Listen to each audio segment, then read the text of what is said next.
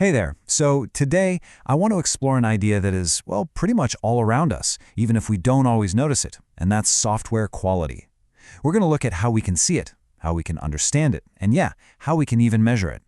I mean, really think about it for a second. What about that one app on your phone that you just can't live without? Or maybe that tool you use for school that just works. There's no friction, right? It's this feeling of ease, of trust, where things just kind of make sense. What is that feeling? Well, when we talk about professional software quality, it's not just a checklist of features. It goes way deeper than what a program does. It's also about how it behaves, how it performs when things get busy, and its underlying structure, which really affects how easy it is for us to understand and work with. So let's dive into this idea a bit more. Quality isn't just one single thing. It's more like a prism. You look at it from different angles and you see all these different facets. Let's explore a couple of the really important ones. Okay, first up, reliability. You can think of this as the absolute foundation. It's the promise that the software is going to do what it says it will do and do it consistently, without failing on you right when you need it the most. So, what does reliability actually feel like in the real world? Well, it's your navigation app not crashing right in the middle of a super complicated turn. It's seeing your bank balance and knowing it's correct every single time. And hey, if something does go wrong, a reliable app doesn't just, explode. It handles the error gracefully and helps you get right back on track. Just take a quiet second here. Think about an app you truly depend on. That feeling of confidence you have in it, that unspoken trust, that right there, that's the feeling of reliability.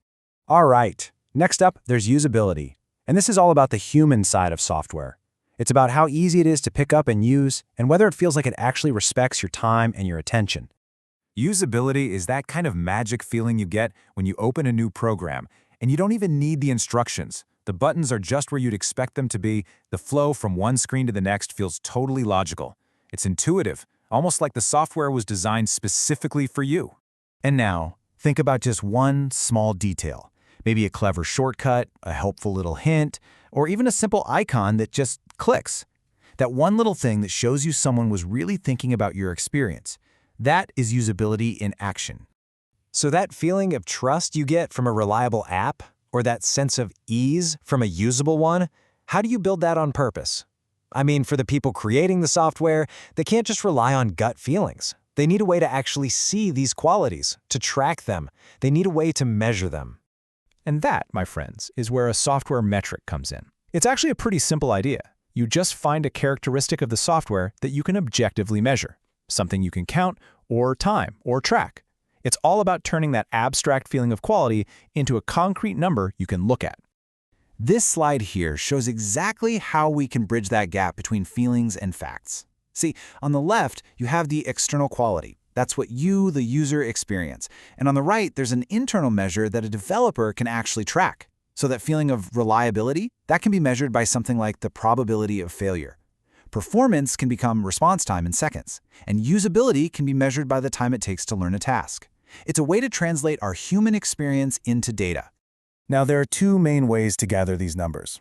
You've got static metrics, which are measured by just looking at the code or the design itself without even running the program. Think of it like reading a blueprint. Then you have dynamic metrics, which are collected while the program is actually running, like timing how long a search takes or counting how many times an error pops up. So what do you even do with all these numbers? Well, the goal here isn't to judge or to punish. The goal is to guide. I absolutely love this phrase. Metrics aren't a final grade on your work. They're not a report card. They're a tool, kind of like a compass, that helps you and your team find your way toward building a better product. Honestly, the real power of metrics is in the conversations they start. A metric that looks a little unusual isn't a failure. It's an invitation to just ask, why is that? This is so important because if you misuse them, metrics can become this huge source of pressure. But when they're used correctly, they help a team get insight, see where they can improve, and work together to find solutions. This slide lays out a really simple, helpful path. First, you just measure something. Then, you look for any measurements that seem a bit out of the ordinary. Next, you dig in and analyze those specific parts. And finally, as a team, you talk about it and decide if any changes are needed. It's just a collaborative cycle of learning and getting better. Now, I know this all might seem like a lot to take in, but getting started is actually way simpler than you might think. It can all start with just one thing. Just one One metric, one question. That's all it takes to begin. See, the point is not to measure every single little thing you can think of. That's actually a classic mistake, and it just leads to feeling overwhelmed. The real goal is to be intentional, and to start simply, with a single human-centered question. And that question is this: how can we know if we're making this better for the people who use it? That's it. That's really the heart of software quality.